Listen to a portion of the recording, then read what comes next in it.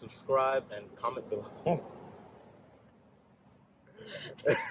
One more. Oh. You gotta press Press the power button. black button. It does that. What? So, Dr. J. Yes. The other day you were explaining to us that when you go down and you bend and you feel pain, that wasn't necessarily the moment of injury. There were other things that contributed to that one event. Yep. And I can relate to that because a couple years ago, I was working out, I was doing bent over rolls, and I was deadlifting, and I felt a pull in my back. I herniated my disc between L4 and L5. Okay. And I didn't know how I got to that point. Right, like if it occurred at the moment you did a deadlift or if something was there beforehand. Right, I didn't have enough knowledge. So. Okay, yeah, so that's kind of what we'll go over in the next video to explain the previous one we put up about how not all injuries occurred at that right moment. So we'll describe that. Stay tuned. So at the time when I was working out, I was trying to really do like a lot of CrossFit workouts. Right. So timing myself, and I was really picking up on weight really fast.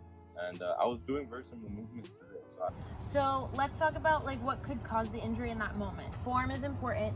We can go through a whole series on just like form of certain lifts that can lead pressure onto the disc that can cause an injury. So you want the ear to line up with the shoulder, to line up with the knee, and then to line up with the ankle, right? Like you want to distribute the weight of your body properly so you don't overstress things like the discs in your back. But if you already had a muscle imbalance like ahead of time, that before you went in and started doing all these lifts kind of left you prone to getting injured, that's more of what I'm talking about, of that leads up to that time frame.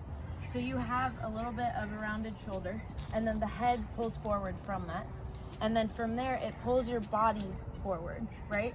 It's very, very mild. It's not like you're sitting like this, but you have to think deeper into the spine. And then from there, it turns into tightness in the hips and then further leads to problems all the way to the foot. That pattern in the muscle occurred growing up, past injuries, past stressors. If you sat in school for years, if you sit for work for hours, you kind of develop different areas where you fire more than the other. And then all it takes is that disc, the fibers around it to weaken, and just that forward bending and rotation is what sends a disc to be herniated. Things you could have prevented beforehand so that when you're doing lifts like that, you don't just get something massive like a disc herniation. So what are the things that I could have been doing that led me to that point? Yeah, so poor nutrition can lead to injury. It affects the tissues in your body, it affects your joint integrity, it affects your healing process. Muscle imbalance from repetitive stressors. So like things that you put into your body you don't think as a stressor, but it's actually just putting this postural problem like into a certain area, right? That's how you develop things like hinging this way and stuff like that. Poor sleep habits, having past injuries that you never rehabbed properly, even when you were younger. That's a big one because I have fractured my ankle. Right, and you don't realize how much that actually, you know, crawls its way up as a dysfunction. And then just kind of like jumping into things that you're not ready for. I think a lot of people want to be active all of a sudden, or they want to go on a fad diet, or they want to go like run a marathon. And so it's just kind of knowledge on knowing where your body's at, and then knowing the past and how that led to that moment. That can weaken areas and then lead to injuries that could have been prevented. Stay tuned.